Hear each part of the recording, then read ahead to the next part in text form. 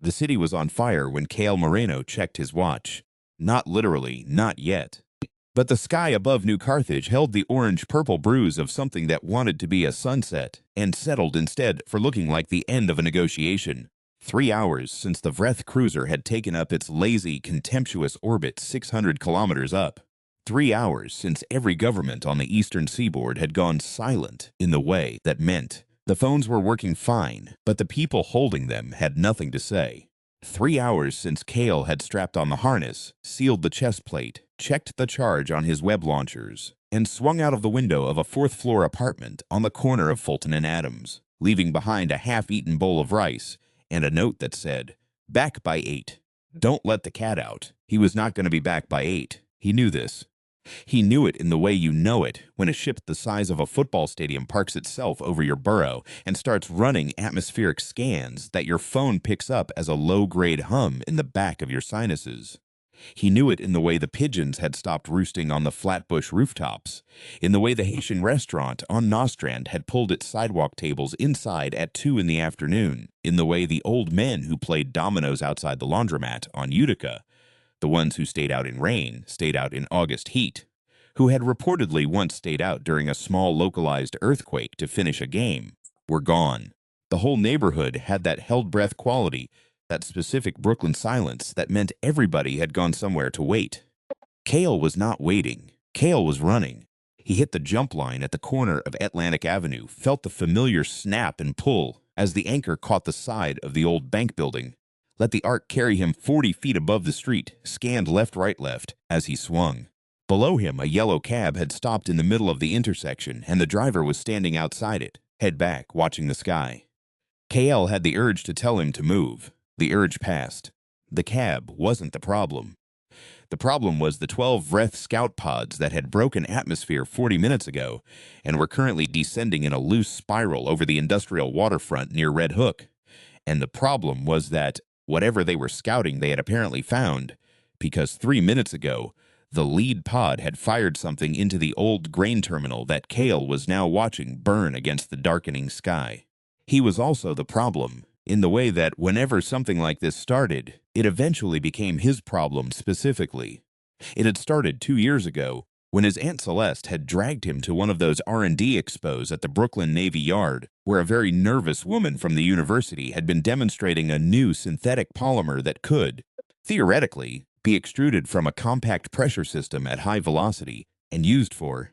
She had been embarrassed when she said this, the way scientists got embarrassed when their science had a practical application they couldn't fully control, various adhesive and tensile applications. Cale had been 17. He had done things with various adhesive and tensile applications that the woman from the university would not have believed. And in the 2 years since, he had become something that New Carthage had needed, apparently, even before the Vreth showed up. After the Vreth showed up, he had become something else entirely. He landed on the roof of the parking structure, at the edge of the waterfront, and crouched at the lip of the concrete barrier, watching the pods circle. They were oblong, matte black, roughly the size of panel vans, and they moved with the fluid, considered patients of a predator that has found something interesting and is deciding whether it's prey. The Vreth did not hurry. This was the thing that unnerved people most, the absolute absence of urgency. They had been in Earth's system for 4 months. They had made contact through 7 different channels. They had communicated in a language that the best xenolinguists in 3 countries had spent those 4 months partially decoding, and what they had communicated, mostly, was a kind of bored superiority, a sense that they had seen this before, that the outcome was not in serious doubt, that the main logistical question was timing, not result. Cale had read the translated transcripts. He had read them on his phone at 3 in the morning, in the kitchen, eating cereal, and by the time he finished, he had put the phone down and sat very still for a while. Then he had gone to his window and looked out at Brooklyn and thought about what he was willing to do. He pulled out his phone now, bad habit, he knew it, he did it anyway, and saw the message that had come in at 6:47, which was 12 minutes ago, and which he had not had time to answer. It was from Danny. "Hey, I know you're probably out there somewhere doing the thing. Just wanted to say I'm okay. Mrs. Reyes let me into the building when the sirens went off. I have the leftover empanadas from last week, and I'm not sharing. Come find me when you're done saving everything. He read it twice. The warm feeling in his chest was not embarrassing. The warm feeling in his chest was the whole point of everything, actually. The warm feeling in his chest was the reason the outcome was in serious doubt, whatever the Vreth thought. He put the phone away. Below him, the lead scout pod had landed on the waterfront and opened. The Vreth who emerged were tall, 7 feet, maybe more, and moved with a lateral swaying motion that looked wrong to human eyes but was, the biologists had explained, perfectly efficient, the result of a skeletal structure that was more horizontal than vertical, distributed differently along their 4 limbs. They wore what the military analysts had classified as environmental regulation suits, but which looked practically like armor. Close-fitting, gray-green, with a chitinous quality like dried insect casing. Their heads were wide and flat, eyes positioned on the sides for nearly 360 degrees of vision, and they communicated in a subsonic frequency that humans felt as vibration in the chest and teeth, which meant that standing near them without protection was deeply unpleasant, and prolonged exposure could cause internal bleeding. They were, the consensus held, the most dangerous non-human intelligence humanity had yet encountered, and they appeared to regard humanity the way a developer regards an old building. Structurally interesting, historically inconvenient, ultimately in the way. There were 6 of them now on the dock. Cale counted them, counted the pods, noted the positions of the 2 pods that hadn't landed yet and were still circling, made himself breathe slowly, and thought. He was 19 years old. He was, as far as he knew, the only person in New Carthage with functional web launchers and the particular combination of stubbornness and physics knowledge that made them useful. He was wearing a suit he had built himself from the polymer compound and recycled athletic gear, and a helmet he had modified from a motorcycle helmet with a heads-up display that his roommate Marcus had coded, because Marcus was like that.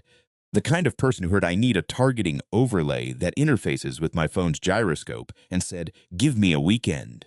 He had no military training. He had no backup. He had no plan beyond the general principle he had arrived at in the kitchen at 3 in the morning, which was, there are people in this city, and I can do things other people can't, and that's not a coincidence. That's a direction. He fired a line to the light standard at the edge of the dock and swung down. The Vreth sensed him before they saw him. He watched them turn, the lateral sway halting, all 6 orienting toward him with the particular quality of attention that large predators had when something small moved in the wrong direction. He landed between them and the water and straightened up and said, in the tone of voice he used when he was most frightened, "You want to move the pods back. The grain terminal is still burning and the wind's changing, and you're going to catch embers." There was a pause. Then the subsonic communication started, the vibration of it moving through his boots, and from the 2 in the back, he heard something that his suit's translation module, very rough, Marcus had warned him, treat everything it gives you as approximate, rendered as, "The small one is speaking, yeah," Cale said. "The small one is speaking. You fired on a building that hasn't been in commercial use for 30 years. Your atmospheric scans should have told you that, and I want to know if that was a test or a mistake." Another pause. The lead Vreth, distinguished from the others by a marking on its suit's left shoulder that the analysts called a rank indicator, turned its head, the flat wide skull angling with that wrong direction motion, and produced a sustained subsonic pulse that the translation module rendered, after a moment, as, "It is neither. It is a demonstration." Of what? Of interest. You interest us, that's flattering. It is not meant to be. He had known they were intelligent. He had known they were dangerous. He had not fully felt, until this moment, the quality of their attention, the sense that they were not simply looking at him, but assessing him, running calculations, filing data. He felt for a moment like a specimen. He recognized the feeling. He had felt it in school sometimes, in AP chemistry, when the teacher had put a problem on the board, and he was the only one who already had the answer, and he could feel everyone looking at him with that mixture of curiosity and exclusion that was worse, somehow, than hostility. He had learned then how to be looked at like that and not flinch. "Okay," he said. "You find us interesting. What kind of interesting?" "Persistent," the lead Vreth said. "Fragile but persistent. We have observed 12 of your world's major conflict events in the past 4 of your years. In each, you sustain catastrophic casualties. You rebuild. You do not alter the fundamental conditions that produce the catastrophe. You sustain it again. You rebuild again. It is unlike any pattern we have encountered. Is that an insult?" It is an observation. Sounds like an insult. The lead Vreth made a motion that is training. He had no training. He had watched a lot of footage and read a lot of transcripts. Suggested was something like adjustment of posture for communication emphasis. It settled slightly, redistributed weight. We have encountered 41 civilizations in our survey range. 26 reached a point of self-terminating instability before we could complete assessment.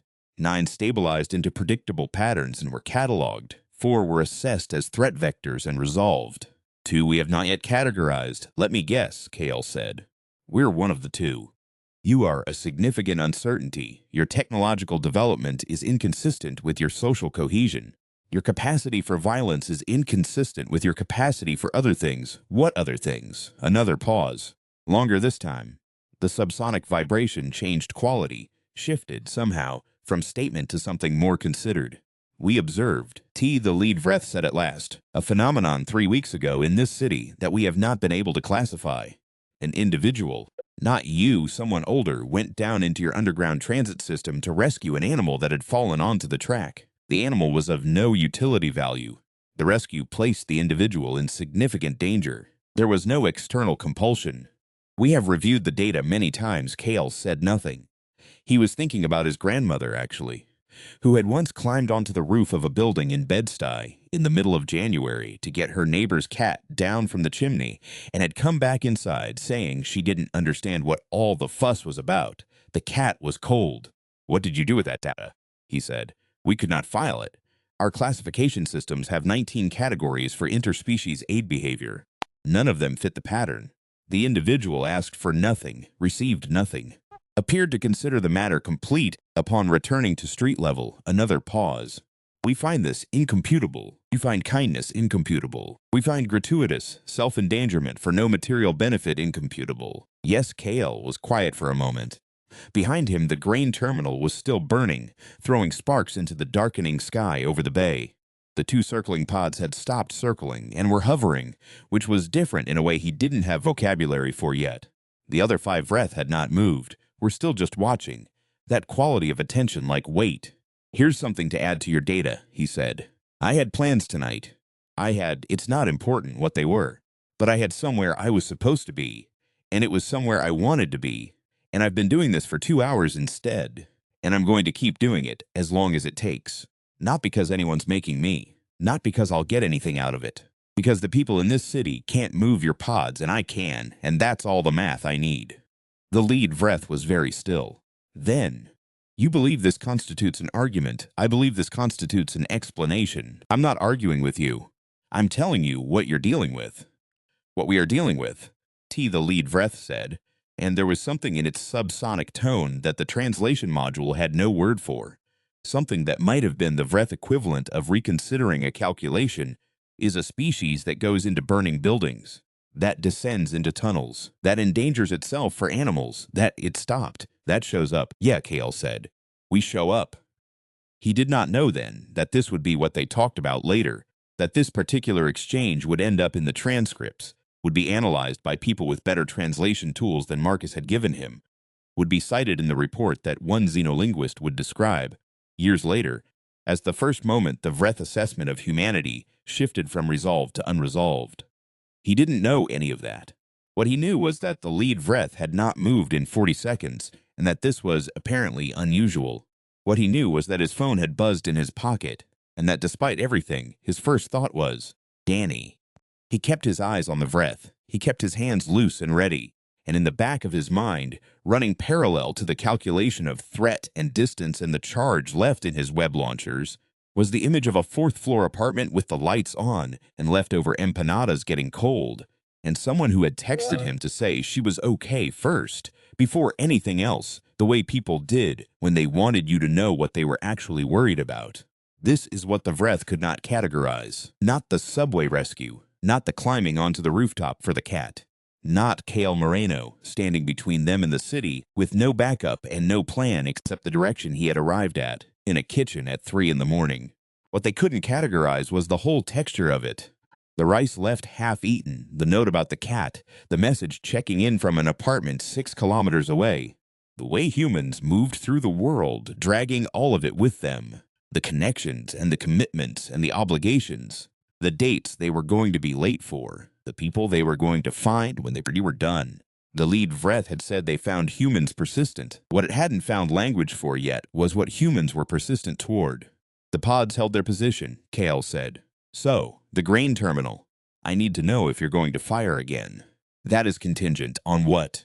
On what you do next. He thought about this.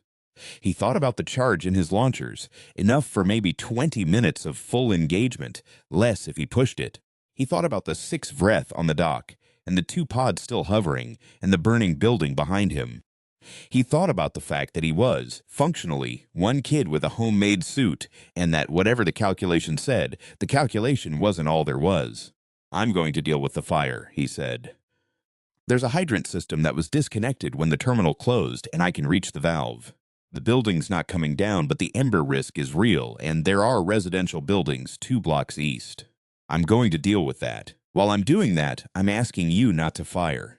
Not because I'm threatening you. I'm not, I'm not. But because I'm asking, the way you'd ask someone to wait. The subsonic response took a long time. When it came, the translation module gave him. We will wait, thank you, Kale said, and turned and ran. The valve was exactly where the building schematic on his phone said it was, under 3 feet of dock-grade aluminum paneling that had sealed shut with rust, and it took him 6 minutes to get it open, during which the fire did not spread, but also did not help him.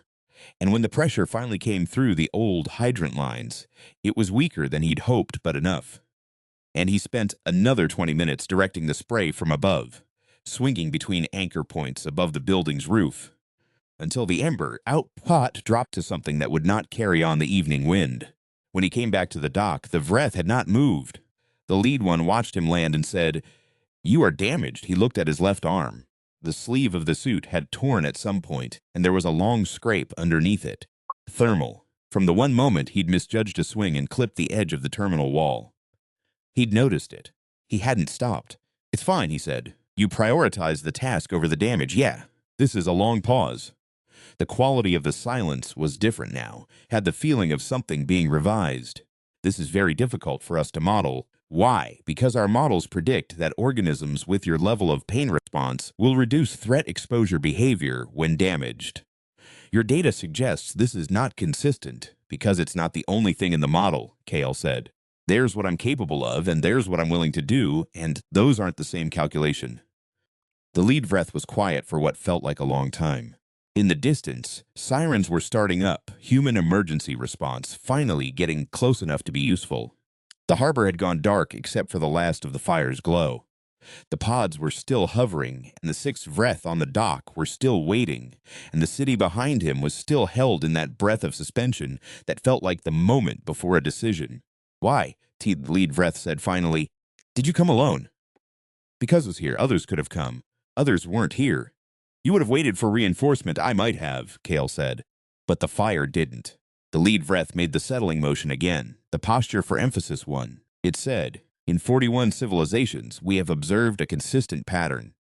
When a species reaches your technological level without having achieved collective coordination, the gap creates instabilities that resolve in one of 2 ways. The species develops coordination. The species does not continue. That's bleak. It is data. What's the split?" Across the 41, yeah. How many developed coordination versus didn't continue? 26 did not continue. 9 developed coordination by external compulsion, that is, through the pressure of outside threat, and the rest were already coordinating before external pressure arrived. They had what we call the translation module. Took a moment. The pre-existing threads, what does that mean? The connections between individuals that were not transactional. That existed before necessity.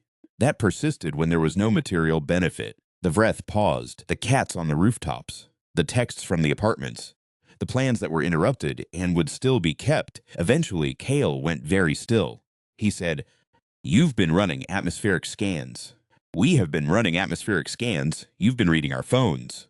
The Vreth equivalent of an acknowledgement was a subsonic pulse the translation module had never fully characterized. It gave it this time as, "We have been assessing your network behavior. The material threat response channels are consistent with 41 comparable civilizations. But running parallel to them, We have observed something that does not appear in 41 comparable civilizations. A constant, ambient, non-threat-related communication layer. You are continuously, it stopped. You are continuously telling each other where you are, that you are safe, what you are eating, that you will be home soon. Cale looked at his phone in his pocket, the shape of it. He thought about Danny's text. I have the leftover empanadas from last week, and I'm not sharing. Come find me when you're done saving everything. He thought about how normal it was, how absolutely routine. How Danny had been texting people in exactly this register since she was 14 and would text people in exactly this register until she was 80, through disasters and recoveries and ordinary Tuesdays, because that was just how she moved through the world.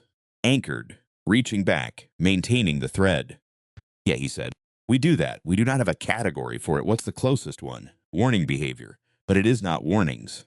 Or, the Vreth seemed, if this was possible, to be searching for something. We have a category for signals that communicate location for purposes of collective safety. But these signals, they do not appear to be for safety. The individual was already safe. She communicated her safety to you before she communicated any other data, because that's what I would want to know first, Cale said. Where she was could wait.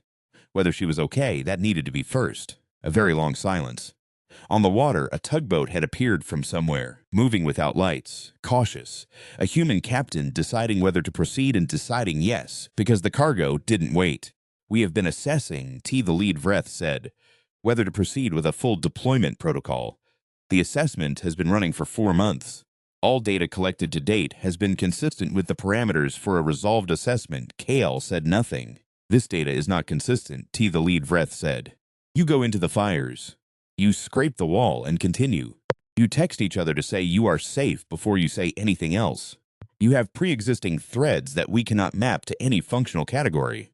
The Vreth stopped. Started again. You show up? Yeah, Cale said. We show up. The lead pod came down. Slowly, in the way the Vreth did everything. Deliberate, considered, in no hurry to demonstrate that it was doing something, because it didn't need to demonstrate.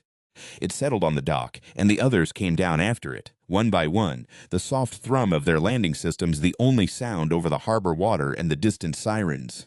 The 6 Vreth on the dock turned back toward the pods. The lead one stopped and held its position for a moment. The assessment, T-Sit said, is suspended pending further data collection. How much further? That is not determined. How will we know when it's done? You will not know. You will simply continue.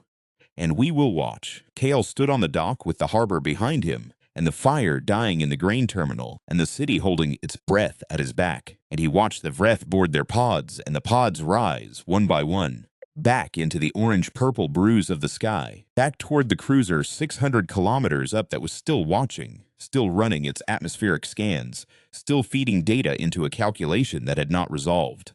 He stood there until they were out of sight. Then he pulled out his phone. He typed, "On my way. I get the empanadas." He watched the 3 dots appear immediately. Then, absolutely not. You were gone for 2 hours. You get half an empanada, and you should be grateful. He stood there another moment. The city was starting to breathe again. He could hear it. That specific unexhale, the distant sound of people coming back out of their apartments and standing on their stoops and looking at the sky where the pods had been. Someone down the block from the waterfront turned their music back on. Not loud. Just on. He fired a line to the nearest rooftop. The arc was good. Better than good. Actually, he must have been tired because tired changed the timing slightly. And sometimes tired was better. The way that late nights could produce a clarity that daytime couldn't. He climbed the first arc into the next and the next. The city spreading out below him in its evening configuration. The streetlights coming on in the way they always did. Regardless, the bodega still lit. The delivery cyclists weaving back into their routes. Someone's grandmother leaning out a 3rd-floor window to water a plant, because the plant was on a schedule, and the Vreth were not the plant's problem. He was thinking, as he swung, about what the Vreth had said. The pre-existing threads. The connections that weren't transactional, that didn't exist because of necessity. He was thinking about the grain terminal, and the scrape on his arm, and the fact that he had stayed on the dock until the fire was handled. Not because anyone told him to, but because you didn't leave things half-finished when the wind was changing. He was thinking about what it meant to be unclassifiable. He had sat in that kitchen at 3 in the morning and looked out at Brooklyn and thought about what he was willing to do, and the honest answer, the one he hadn't said out loud because some things you kept in the kitchen at 3 in the morning, the honest answer was anything. He was willing to do anything. Not because he was brave, not because he was strong, not because he had the polymer and the launchers and Marcus's targeting overlay, but because the city was the people in the city, and the people in the city were the person texting him from an apartment on Nostrand Avenue who said she wasn't sharing the empanadas, and the Dominican grandmother watering her plant in the window, and the tugboat captain who decided, yes, the cargo doesn't wait, and the old men who played dominoes and had gone inside and would be back tomorrow, dominoes already set up, ready to continue the game that had been interrupted. That was the thread. That was what the Vreth couldn't map. Not bravery, not strategy, not some human exceptionalism that made them special among the 41 civilizations. Just this, the specific, stubborn, somewhat ridiculous insistence on continuing, on going to the fires and coming back, on sending the text that said you're okay before anything else, because that was the first thing to establish, on having the plans you were late for and still keeping them, because the plans were the proof of something, the proof that you expected there to be a later, that the disaster was a detour and not a destination. He landed on the fire escape outside Danny's building. She had the window open. She always had the window open, even in cold weather, because she claimed she ran warm, which Cale believed completely, and she was at the kitchen table with the empanadas on a plate and her laptop open, and she was looking at him with that specific expression she had, the one that was relief and exasperation combined. Relief doing most of the work. Your arm, she said. It's fine. It's absolutely not fine, Cale. You have a... It's fine. I'll deal with it. She gave him the look for another second. Then she nudged the plate toward his side of the table. He sat down. The empanadas were cold, which was fine. He was cold, too. Did they leave? She said. The assessment is suspended, he said. Pending further data. What does that mean? He thought about how to explain the conversation on the dock. He thought about the cat on the chimney in Bed-Stuy in January and the man on the subway platform with the animal he didn't have to rescue. He thought about pre-existing threads and 41 civilizations and the specific quality of the Vreth's attention when it said, "We find this incomputable. I think it means we confused them," he said. Danny was quiet a moment. Outside, the city sounds were returning to normal, or to the new normal, which was close enough. Traffic, music from somewhere, a kid on a bike yelling something at another kid on a bike. The ordinary business of 8 million people continuing. Good, she said. They said they'd keep watching. Let them watch. He ate half an empanada. It was cold, and it was good, and the kitchen was warm, and the window was open, and outside the city was doing what it did, which was continue, which was the whole argument. Really, the whole thing the Vreth couldn't file, the thing that turned 26 civilizations into 9 and 9 into 4, and left 2 still running the calculation. The sheer relentless continuation of it, the refusing to stop, not because of strength, but because of connection, not because of power, but because of the thread. The woman sending the text before anything else, the man descending into the tunnel, the grandmother and the plant, the old men and their dominoes, all of it adding up to something that didn't have a category in any database the Vreth had compiled across 41 civilizations, something that was apparently unique, something that was apparently worth watching. He was going to be sore tomorrow. The scrape on his arm was going to hurt significantly more once the adrenaline wore off. He was going to have to talk to Marcus about the suit repair and the launcher charge, and he was going to have to figure out how to explain to his landlord why there was polymer compound on the windowsill again. And he was going to have to do all of this while the Vreth cruiser sat 600 kilometers up and ran its atmospheric scans and continued its assessment that had not resolved. He ate the other half of the empanada. You said you weren't sharing, he said. I lied, Danny said, obviously. He reached across the table and stole another one. She let him. Outside, somewhere down the block, someone laughed. Short, surprise, genuine. The specific sound of a laugh that happens before you can stop it. The kind that means something was actually funny and you actually felt it. Which was the smallest possible unit of joy, but still counted. The Vreth would log it. They would try to file it under 37 different categories, and it would fit none of them. They would note it, put it in the unresolved column, and keep watching. He hoped they watched for a long time. He hoped they watched long enough to see the empanadas finished, and the laptop closed, and the window still open to the sounds of the city going about its ordinary business, refusing, in the fundamental way that cities refused, to be the end of anything. He hoped they watched the grandmother's light go out, and the bodega stay open, and the dominoes get set up again for tomorrow. He hoped they watched the subway run, and the bridges hold, and the kid on the bike come back around the block for another pass. He hoped they ran the calculation for 100 years and never resolved it, because the reason it would never resolve was the same reason the city outside the window sounded like that. Ongoing, accumulated, stubborn, continuing. An argument not made in speeches, but in the simple, daily, non-transactional insistence on having plans, on showing up, on sending the message that said you're safe before you said anything else, on being at every possible moment exactly this. The Vreth were still watching. Good, let them.